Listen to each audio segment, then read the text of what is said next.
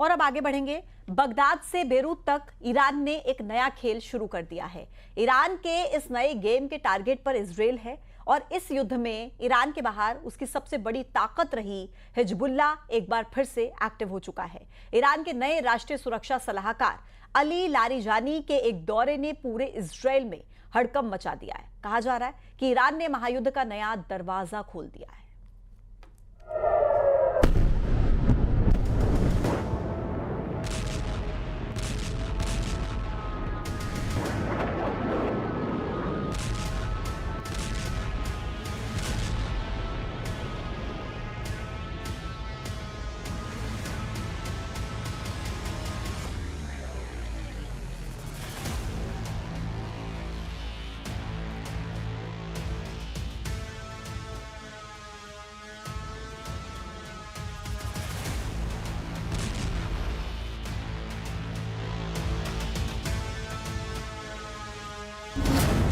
Iran ने महायुद्ध का नया दरवाजा खोल दिया। खामेनेई का इजराइल के खिलाफ सीक्रेट प्लान एक्टिव।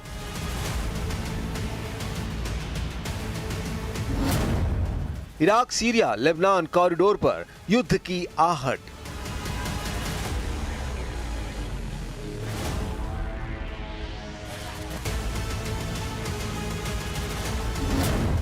लारिजानी का मिशन हिजबुल्लाह रीबॉर्न, शुरू होगा कोहराम।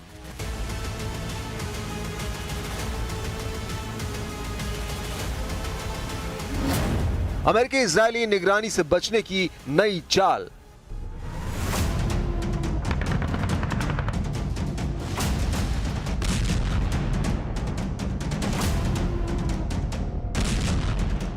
तेहरान के गलियारों में जिस शख्स का नाम फुसफुसा कर लिया जाता है वो अब खुलकर मैदान में है। Ali Larijani. हवाई अड्डों से लेकर बॉर्डर पोस्ट तक ईरान की सुरक्षा मशीनरी इस वक्त एक बड़े ऑपरेशन के मूड में है। इस ऑपरेशन के बैकग्राउंड में है इजराइल के साथ 12 दिन का खून खराबा, सीरिया में बढ़ता तनाव और गाजा में जारी तबाही। अब खामेनेई का नया कार्ड है लारिजानी, जिन्हें हाल ही में सुप्रीम नेशनल सिक्योरिटी काउंसिल का सचिव बनाया गया है। ये महज पद नहीं बल्कि वो पोजीशन है जो देश की सुरक्षा, युद्ध और विदेश नीति का ब्लूप्रिंट तय करती है। पहली ही विदेश यात्रा इराक, जहां लारिजानी ने एक नया सुरक्षा समझौता साइन किया, जिसे आधिकारिक तौर पर सिर्फ सीमा सुरक्षा सहयोग कहा जा रहा है, लेकिन सुरक्षा विशेषज्ञ मानते हैं कि इसके पीछे असली मकसद है हिजबुल्लाह को नया सैन्य, वित्तीय और लॉजिस्टिक सपोर्ट चैनल देना। इराक ईरान का वो गलियारा है जहां से सीरिया होते हुए लेबनान तक हथियार और फंड पहुंचते हैं। इस यात्रा के तुरंत बाद लारिजानी का लेबनान जाना ये कोई डिप्लोमेटिक रूटीन नहीं बल्कि युद्ध पूर्व तैयारी का इशारा है। सीमाई हलचल, बैक टू बैक मीटिंग्स और क्लोज डोर डील्स सब एक ही ओर इशारा कर रहे हैं। खामेनेई ने युद्ध का अगला चरण तय कर दिया है। बगदाद, जहां अमेरिकी प्रभाव कभी सबसे ज्यादा था, अब ईरान का राजनीतिक और सैन्य ठिकाना बनता जा रहा है। लारिजानी की इस यात्रा में उन्होंने इराक के नेशनल सिक्योरिटी एडवाइजर कासिम अल अराजी, प्रधानमंत्री मोहम्मद शिया अल सुदानी और राष्ट्रपति अब्दुल लतीफ रशीद से मुलाकात की। आधिकारिक बयान में कहा गया, सीमा पार आतंकवाद रोकने और साझा सुरक्षा को मजबूत करने पर सहमति बनी। लेकिन हकीकत में ये 2023 के सुरक्षा समझौते का अपग्रेडेड वर्जन है। उस पुराने समझौते में सिर्फ इराकी कुर्दिस्तान में ईरान विरोधी आतंकी समूहों को खत्म करना था। इस बार के समझौते का दायरा पहले से बड़ा है। लॉजिस्टिक कॉरिडोर, इंटेलिजेंस शेयरिंग और क्रॉस बॉर्डर मिलिशिया मूवमेंट पर चुपचाप सहमति। इसका मतलब है इराक के शिया मिलिशिया, खासकर पॉपुलर मोबिलाइजेशन फोर्सेस, अब खुलेआम हिजबुल्लाह के लिए सप्लाई रूट और ट्रांजिट जोन बन सकते हैं। इस पूरे ऑपरेशन को अमेरिका और इजराइल की निगाहों से बचाने के लिए सिविलियन प्रोजेक्ट और रेल कनेक्टिविटी का नैरेटिव दिया गया है। एक प्रस्तावित रेल लिंक बसरा से बेरूत कथित तौर पर व्यापार के लिए है, लेकिन अंदर खाने ये मिसाइल पार्ट्स और ड्रोन कंपोनेंट्स के ट्रांसपोर्ट का हाईवे बन सकता है। अमेरिकी थिंक टैंकों की ताजा रिपोर्ट कहती है कि अगर ये लिंक चालू हो गया तो इजराइल के उत्तरी मोर्चे पर हथियारों की सप्लाई रोकना लगभग असंभव हो जाएगा। ईरान पर्दे के पीछे से जिन तैयारियों में जुटा है, असल में उन तैयारियों के पीछे एक बहुत बड़ी बैकग्राउंड है। पिछले साल इजराइल के हवाई हमलों और ड्रोन स्ट्राइक में हिजबुल्लाह को भारी नुकसान हुआ था। हसन नसरल्लाह समेत कई कमांडर मारे गए, हथियार डिपो तबाह हुए, लेकिन संगठन का नेटवर्क जिंदा है और ईरान के बिना वो कभी खत्म नहीं होगा। लारिजानी का बैरूत पहुंचना यानी सीधे हसन नसरल्लाह के करीबियों के साथ बंद कमरे में मीटिंग। एजेंडा साफ है, सीरिया के जरिए सप्लाई चेन को फिर से एक्टिव करना, नई जनरेशन के प्रिसिजन गाइडेड मिसाइल सिस्टम देना और ड्रोन तकनीक अपग्रेड करना। साथ ही लेबनानी पॉलिटिक्स में हिजबुल्लाह के गठबंधन को मजबूत करना ताकि अंतर्राष्ट्रीय दबाव, खासकर यूएन और फ्रांस को नेगेट किया जा सके। इजरायली डिफेंस इंटेलिजेंस के मुताबिक ईरान पिछले 3 महीनों से M600 मिसाइलों के पार्ट्स और शायद 136 ड्रोन मॉड्यूल सीरिया के रास्ते भेज रहा है। यह मिशन अगर सफल रहा तो इजराइल के लिए नॉर्दर्न बॉर्डर पर एक नया युद्ध मोर्चा खुल सकता है और ये सब खामोशी से पर्दे के पीछे हो रहा है। एक प्लान वॉर की तैयारी, या कहें खामनेई के ऑपरेशन ट्रू प्रॉमिस 3 की तैयारी। कुछ ऐसा ही इशारा किया गया है हिजबुल्लाह के चीफ नईम कासिम की तरफ से, जिन्होंने हाल ही में एक टेलीविजन भाषण में इजराइल को सीधी धमकी दी। उन्होंने कहा कि अगर इजराइल ने लेबनान पर व्यापक युद्ध शुरू किया तो इजराइल के भीतर मिसाइल हमला होगा। कासिम ने साफ किया कि ऐसे किसी भी हमले की स्थिति में हिजबुल्लाह, लेबनान की सेना और वहां की जनता मिलकर जवाबी कार्रवाई करेंगे।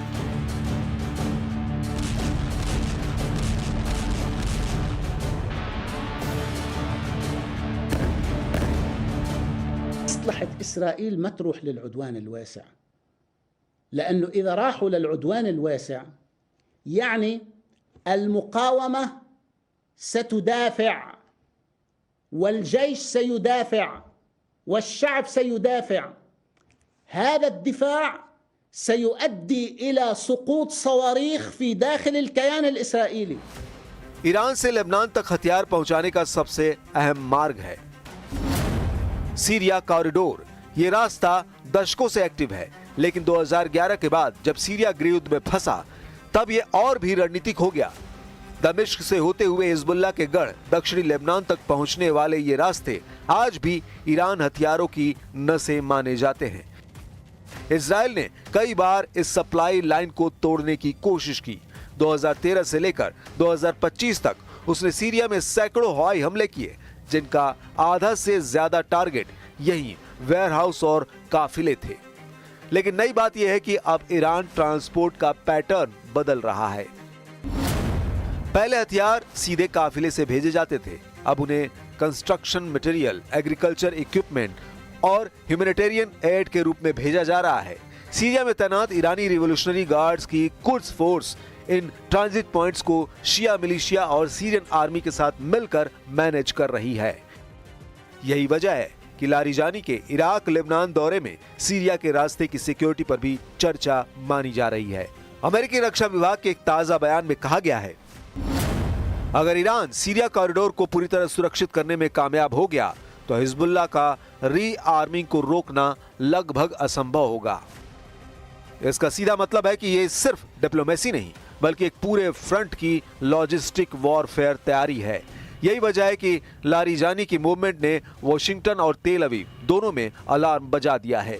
अमेरिका जानता है कि इराक में ईरान का बढ़ता प्रभाव सीधे सीधे अमेरिकी सैन्य ठिकानों के लिए खतरा है, जबकि इजराइल के लिए सबसे बड़ा डर यह है कि नॉर्दर्न फ्रंट दोबारा एक्टिव हो जाए।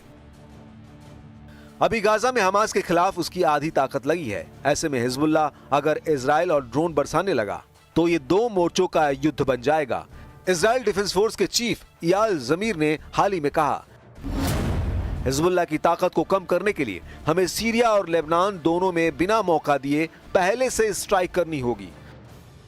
अमेरिकी थिंक टैंक CSIS यानी centre for strategic and international studies की रिपोर्ट बताती है कि शायद 136 ड्रोन और M600 मिसाइल के स्टॉक हिजबुल्लाह के पास अगर अगले 6 महीने में पहुंच गए तो इजराइल की एयर डिफेंस को 24/7 एक्टिव रखना पड़ेगा, जो बेहद महंगा और संसाधन खपत वाला होगा।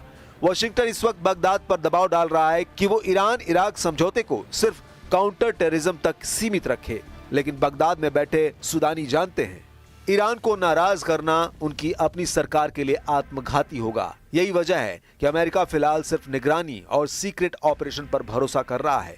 इस पूरी कवायद में सबसे अहम सवाल यही है, क्या ये खामनेई का ओपन वॉर सिग्नल है? लारिजानी का एक साथ इराक और लेबनान जाना, पुराने समझौतों को अपग्रेड करना और हिजबुल्लाह के पुनर्निर्माण में हाथ डालना, ये सब महज इत्तेफाक नहीं हो सकता। ईरान की आंतरिक राजनीति में भी ये मूवमेंट बड़ा मैसेज है। हाल ही में खामनेई ने रिवोल्यूशनरी गार्ड के कई सीनियर कमांडरों से मीटिंग की, जिसमें नॉर्दर्न थ्रेट थ्योरी पर चर्चा हुई, यानी इजराइल पर उत्तर से हमला।